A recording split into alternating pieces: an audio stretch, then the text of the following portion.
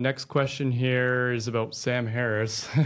Similar type of question. What is your relationship with Sam like? I know you've had a few discussions with Sam about COVID being one, and you've also chatted with him on the phone about meditation, and you use his app regularly and support his work. But you also have criticized him openly, and you've had some email exchanges with him about vaccine advocacy. So, would you have him on the podcast? Maybe comment on those things. Yeah. It's interesting. This Q&A structure, by the way, is loosely inspired by Sam's new Q&A structure with his manager.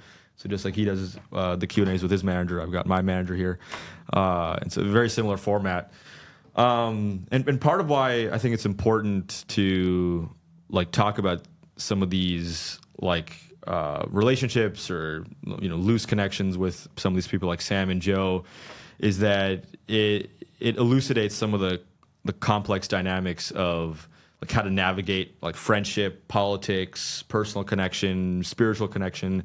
And so Sam's been talking a lot about, and over the last couple of years he's talked a lot about his relationships with people like Joe Rogan, Majid Nawaz, Jordan Peterson, Brett Weinstein, and there's been this disintegration of the quote unquote intellectual dark web over the last few years as people like the IDW was this famous phenomenon. It was written by Barry Weiss in the New York Times, people like Ben Shapiro, Joe Rogan, Ben Rogan, Eric Weinstein, Sam Harris, people who have very different views that are coming together and have great admiration and respect for each other despite vehement disagreement on a number of topics. But that really fell apart during COVID, and now there's been a lot of hostility, a lot of frustration and anger among certain people. And so Sam's recently talked about his connections and relationship with Joe Rogan and people like Majid Nawaz, and how challenging it is to navigate some of these things and just what kind of ethical compass you should have. And so it's worth I think it's important to get into that. And so for Sam, for him, he and I first talked in late 2021. We had a really good conversation over the phone about meditation, psychedelics, and consciousness and self-transcendence, and we can link to that in the description below. And I've just been a really big fan of his meditation app, and primarily because he's been such an effective kind of distiller of the most powerful wisdom from Eastern traditions like Buddhism and Hinduism, and really just stripping all of the superstition and dogma and explaining in a very easy, lucid manner what meditation is and how do we experience contentment and unconditional love, and how do we just live a better, more holistically integrated life. And so he's been a very compelling teacher to me. So we had a really good conversation about that in 2021.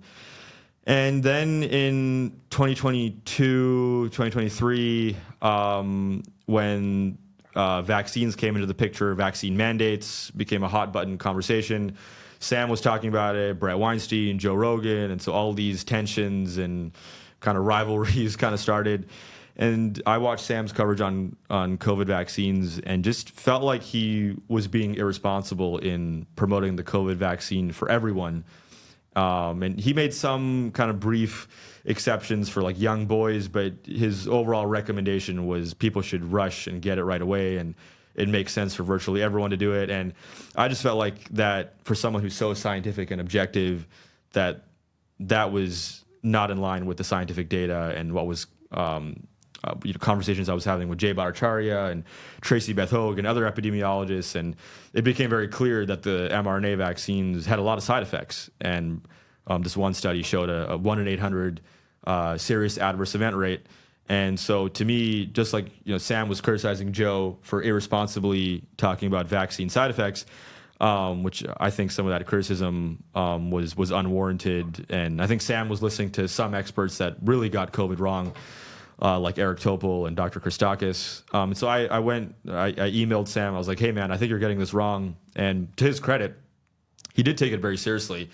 And he respected me, reaching out and in a very generous, nice way, not attacking his character, which I should just take a pause and mention, I've criticized some of his positions on COVID, but I've never once descended into this rhetoric of like COVID has damaged Sam's brain, or like he has Trump derangement syndrome and he's a crazy person. And but a few times I've criticized him, a lot of people have like flooded the comments. Like a couple of my criticisms of him coming from just a very scientific, objective, like journalistic level have been met with like a lot of viral clicks and views. And like one time Elon Musk responded to my tweet about criticizing Sam, and then he said something like COVID broke his brain, or like there's such a thing as like doing too much meditation has damaged Sam's brain, like things like that. And I oppose all that rhetoric, and I don't think that's healthy, and I've never engaged in it, even though my criticism has unfortunately elicited some of that more inflammatory rhetoric. But that's not what I'm about, and I still really appreciate Sam. I use his app regularly and enjoy the conversations that he has in the app on non-duality and consciousness. Like I said, I've been critical of his coverage on COVID, but I still think he's a really good guy, despite our disagreements there. And we should mention the Dave Smith podcast that I did. I think he's also been wrong about the whole conversation about misinformation and expertise. And so I was just watching his podcast with Douglas Murray in the aftermath of the Douglas Murray Dave Smith debate on Rogan, and I just saw like fallacy after fallacy coming from both Douglas and Sam. And Douglas, who I've also podcasted with before and have respect and appreciation for. So I invited Dave Smith on the podcast, and we systematically went through some of the fallacies that Sam and Douglas were saying about like saying that Dave is not much of an expert on some of these topics that he's talking about, whereas like Dave and I talked about, like Sam with his neuroscience background, Dave with his English background, regularly talk about politics and foreign affairs and economics. And so anyway, I've disagreed with him pretty vehemently on some things, but I'd love to entertain a meaningful conversation on this very important issue of how to navigate this very bizarre, complex informational landscape and podcasts and newsletters. And like Sam's really concerned about that, about misinformation, conspiracy theories, and like how do you navigate what's right and what's wrong online. So I'd love to get into that with Sam and see if we can actually come to some common understanding on those issues. And then also the topics around psychedelics and meditation and experiencing contentment in life. I'd love to get into that with him. So hopefully we can have Sam on the podcast. I think it'd be a really good conversation.